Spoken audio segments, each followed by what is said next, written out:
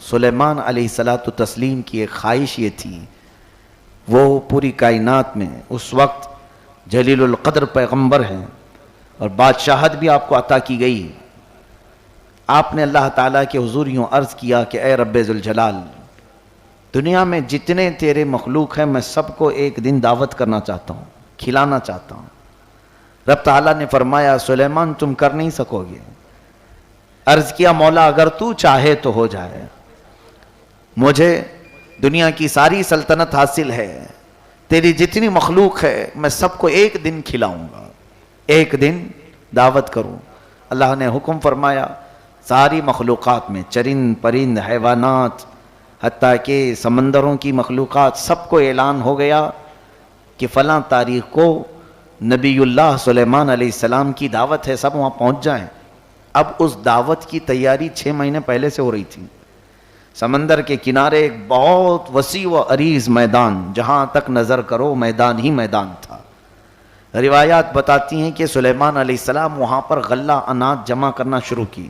انسان تو انسان ہے، باقی سارے حیوانات کو بھی کھلانا ہے۔ اس میں اڑنے والے پرند بھی ہیں، چرنے والے جانور بھی ہیں، کیڑے مکوڑے بھی ہیں، سب ہیں۔ اب اس میں جو آپ نے وہاں پر اناج جمع کیا، کئی ہزار دیگیں تھیں جن کی تعداد کا اندازہ نہیں ہو پاتا تھا، اور 6 مہینے سے اس کی تیاری تھی۔ جب وقت مقرر آیا تو تمام مخلوقات اس میدان کی طرف آ رہے تھے کہ یہاں پر آج نبی اللہ سلیمان علیہ السلام کی دعوت ہے۔ اس دعوت کے دوپہر سے پہلے ہی صبح کے وقت سمندر سے ایک بہت بڑی مچھلی نکلی۔ ظاہر سی بات ہے مچھلیوں میں بہت بڑی بڑی شکلیں ہوتی ہیں۔ اس نے کہا اے اللہ کے نبی مجھے بھوک لگی ہے، کیا میں میرا حصہ کھا لوں؟ سلیمان علیہ السلام نے فرمایا رک جا، ساری مخلوقات آ رہی ہیں، جب وقت آ جائے تو تجھے بھی دے دیا جائے۔ اس نے کہا کہ میرا صبح کا ایک لقمہ ہوتا ہے وہ نہیں ملا، اس لیے بھوک زیادہ ہے، آپ کہیں تو میرا حصہ میں کھا لوں اس میں۔ سلیمان علیہ السلام نے کہا ٹھیک ہے، تو اپنا حصہ کھا کر چلی جا، باقی مخلوقات کو ہم کھلائیں گے۔ اس شارک مچھلی نے ایک لقمہ جو اٹھایا تو پوری دیگیں اس کے منہ میں چلی گئی۔ وہ سارا جو 6 مہینے سے جو انتظام تھا، وہ سارا اناج اور غلہ اس نے ایک ساتھ نگل لیا۔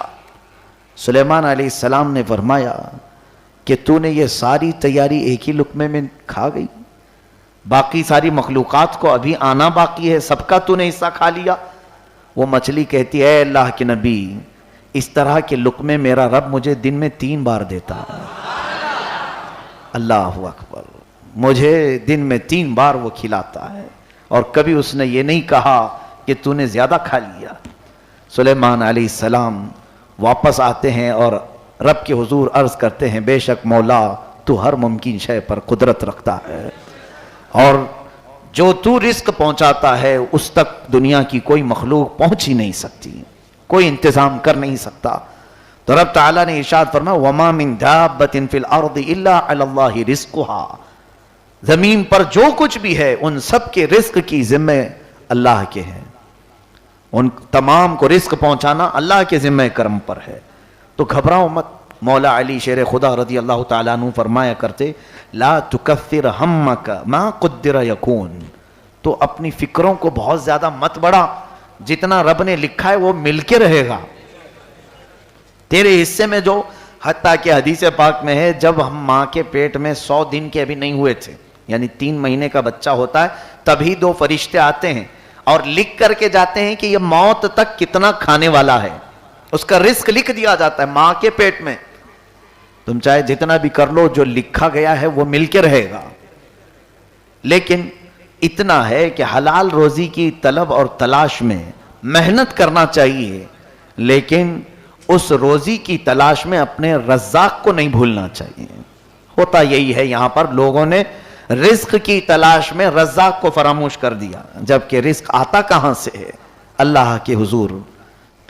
اللہ عز و جل ارشاد فرماتا ہے وَمَا مِن دَابَّةٍ فِي الْأَرْضِ إِلَّا عَلَى اللَّهِ رِزْقُهَا، زمین پر رینگنے والا کوئی جانور ایسا نہیں، کوئی زندہ چیز ایسی نہیں جس کا رزق کی ذمہ اللہ کے نہ ہو۔ یعنی اس کو رزق پہنچانا اللہ کے ذمہ کرم پر ہے۔ رب تبارک و تعالیٰ جب خود فرماتا ہے الا علی اللہ رزقھا، ہر ایک کو رزق پہنچانا اللہ پر ہے۔ اب ان جانوروں کی اگر بات دیکھی جائے تو انہیں کبھی بھی رزق کا ٹینشن رہا ہی نہیں، وہ کبھی رزق کے متعلق پریشان رہے نہیں۔